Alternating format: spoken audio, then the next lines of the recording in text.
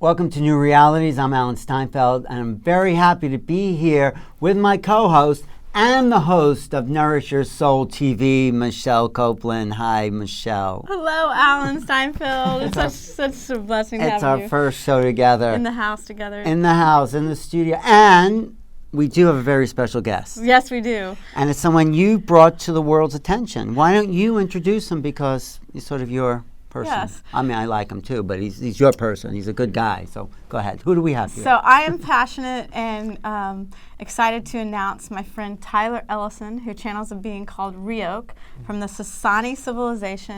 I'm very passionate about sharing the Sasani's message of love and how the world works, and so that people can upgrade their reality and their experience and bringing that to mainstream. So I've joined in collaboration with my beloved friend Alan Steinfeld to have a show that we can bring to mainstream.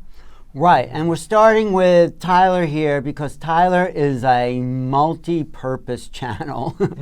Actually, no, so Michelle talked about Riok, who's Sasani. If you've seen my Bashar video, which has like 500,000 views, it's pretty amazing. Yes. Bashar says he's channeled by Darryl Anka, and he's a being from the future, a hybrid being who's 300 years in the future in a kind of a parallel universe. And Riok is of that same civilization? Yeah, Riok identifies as a being from that same civilization known as the Sasani. Is he friends with Bashar? They're not necessarily in projects together. They're in separate projects. So Are they existing in the same time frame? Same time frame, but so different projects. They are contemporaries? They are contemporaries, yeah. But they have different specialties. But they know each other? Yeah, they're aware of each other. Yeah, Bashar's commented on Riok before, and Riok's commented on Bashar before. So they have awarenesses of one another. Okay. The interesting thing is that Bashar is more focused as a first contact specialist and conveying that information and bring it forward, and whereas Riok is more specialized in the hybridization program and that of the hybrid children. Right. But before we get to Riok and all that, I'd like to know your background in channeling, because I've been exposed to channeling for the last 25 years, so I'm a bit of a channeling snob. Yeah, sure. No, I mean, I just, everyone says they channel, and it's like, really? And I'm not saying you don't, but I want to know your orientation to channeling. And I liked what you were doing the other day, but sure. How did you get into this? So I started getting into channeling specifically through listening to channeled content and then relaying what I had heard. So I would listen to Bashar or other channels, and then I'd be around people who weren't familiar with those concepts, but I wanted to share them to those people. So I would start explaining the concepts, and when I would explain them, I would enter into the same state of being as the channel that I had received them Really? from. That's interesting. Yeah. So I would start doing like mannerisms, I would have hand mudras that would start happening, and I would just like go into it as if I wasn't even in the room anymore. It was. Do you think anyone who relayed those concepts would start to channel that, or it's the vibration of the message? I think it's both. I think it's the vibration of the message, but I also think because we've heard these messages through channels, that when we're relaying that message, we're also tapping into the channeling state that the message came from. So we're getting both the vibration of the message and what it is to channel. That's interesting. So then, but something then happened at some point, right, where it took over. Yeah.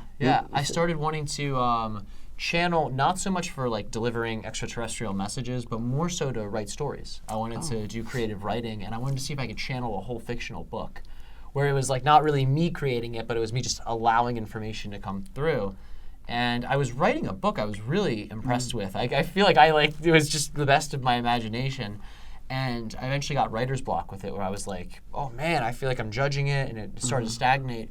So I took time off, and then I had a really impactful dream where I felt the symbolism was very profound. The feeling states from the dream were incredibly profound. I woke up from the dream with this overwhelming state of unconditional love. It was like seamless. Like I was dreaming one second, and the feeling just carried me into the wakeful state. And I woke up like, whoa, this is really, really powerful. So. And then when did you actually start to, channel, like lose consciousness or shift consciousness and bring in? That was when I went to interpret that dream.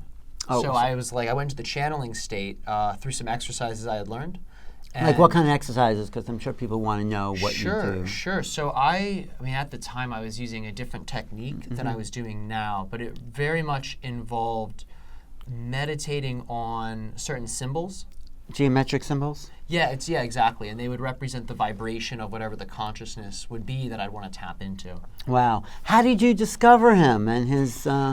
Well, for a couple of years, I've been following Bashar since 2014, Right. and then your interview really touched my awakening with Bashar, and introduced me to Paul O. And then I had just had this, I took it deeper with the Esasani, and I actually found him with another interview that he had done, and I reached out to contact Tyler because I wanted to have him on Nourish Your Soul TV, and expressed to him, look, I have this vision and dream to actually take the Sasani message and bring it to a larger audience, and he was like totally, interested in collaborating and working together to do that. So.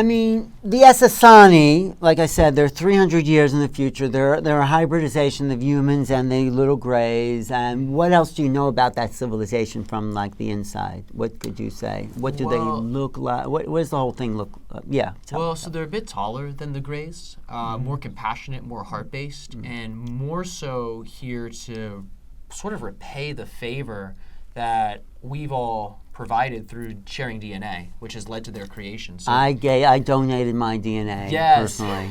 Yeah, I feel the same way. I'm like 90% sure this is also right for myself as well. So they're physical still, right? They're in a quasi-physical state, so they're still in the fourth dimension, but they're in the upper echelon of the fourth dimension. Do you see them when you're how do you know that? How do you get that picture of them? So this is information that's provided from other channels. This is also information that Riok will provide to me while I'm in the state. But have you ever seen them? I haven't seen them in person with my own physical eyes. Well, do you want them to manifest today? That would be amazing. Yeah. Okay, Michelle, go nice? ahead. You work on that, Michelle. Okay, all right, yeah, sure.